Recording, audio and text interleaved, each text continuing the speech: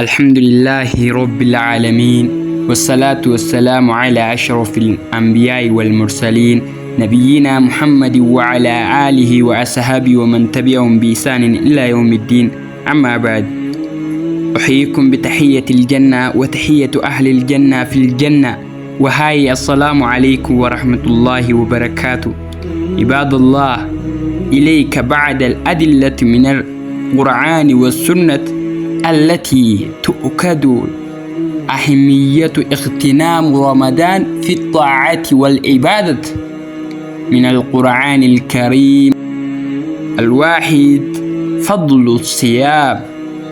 قال الله تعالى في محكم تنزيل: يا أيها الذين آمنوا كتب عليكم الصيام كما كتب على الذين من قبلكم لعلكم تتقون. هذه الآيات يدل على أن صياما فرضت عزيمة تهدف إلى تحقيق التقوى. الثاني، شهر القرآن. قال الله تعالى: شهر رمضان الذي أنزل فيه القرآن هدى للناس وبينات من الهدى والفرقان. يبين الله أن رمضان مرتبط بالقرآن مما يشجع على إكثار من التلاوة. الثالث، ليلة القدر.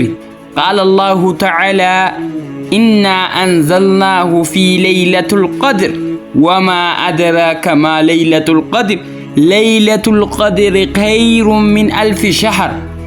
خير من 1000 شهر. ليلة القدر في رمضان وهي ليلة عظيمة، العبادة فيها تعادل عبادة 1000 شهر من سنة النبوة. فضل الصيام ومغفرة الذنوب.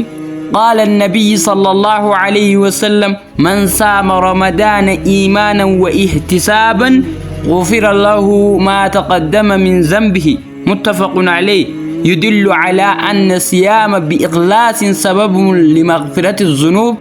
قيام رمضان. قال رسول الله صلى الله عليه وسلم أيضا: من قام رمضان إيمانا واحتسابا غفر له ما تقدم من ذنبه. متفق عليه. يشجع الحديث على قيام الليل في رمضان، خاصة صلاة التراويح والتهجد. الدعاء عند الإفطار.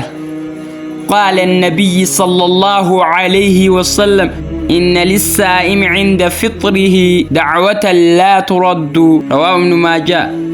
يدل على أهمية استغلال وقت الإفطار في دعاء. الصدقة في رمضان.